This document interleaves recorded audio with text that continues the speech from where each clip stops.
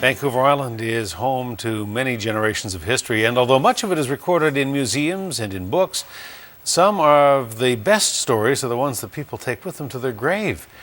They're not easy to unearth, but tonight CTV's Bruce Williams shows us a few, and the place he finds them is another reason he says, "I love this island." Ross Bay is a fascinating place. People enjoy coming here, but they're not quite sure perhaps that they should be here.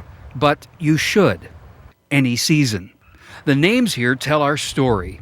The trees stand bare against the winter sky, surrounded by lifetimes lived in Victoria.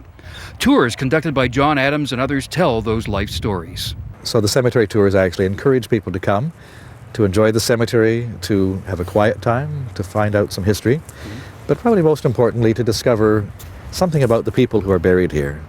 There is a solemn solitude about this place, the final resting place of more than 30,000 souls, each marked with a crafted monument of magnificent marble or granite grandeur.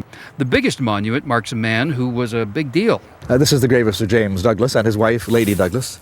Douglas Street in Victoria is named after him, of course, and you can find graves of others whose names grace other streets and roads all through the capital region. Moss Street is a few blocks away from this moss-covered site. It's the final resting place of John Moss. Did you notice the fence? He was the chief mold maker at the ironworks and quite likely was the one who had made the original mold for these.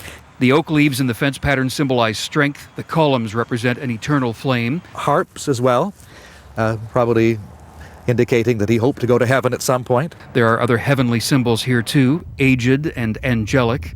There are tablets marking lives of people who served with distinction. Some mark lives lost in the service to the community, and lives that were short and ended far too soon.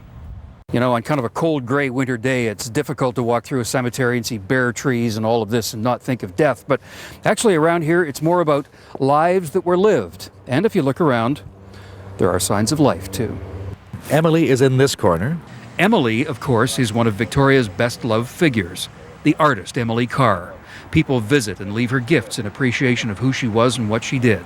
Pieces of art, little brushes. This resting place had no headstone here until the Victoria Historical Society placed this plaque in 1962. I'd suggest you take one of the regular Sunday cemetery tours at Ross Bay conducted by the Old Cemetery Society.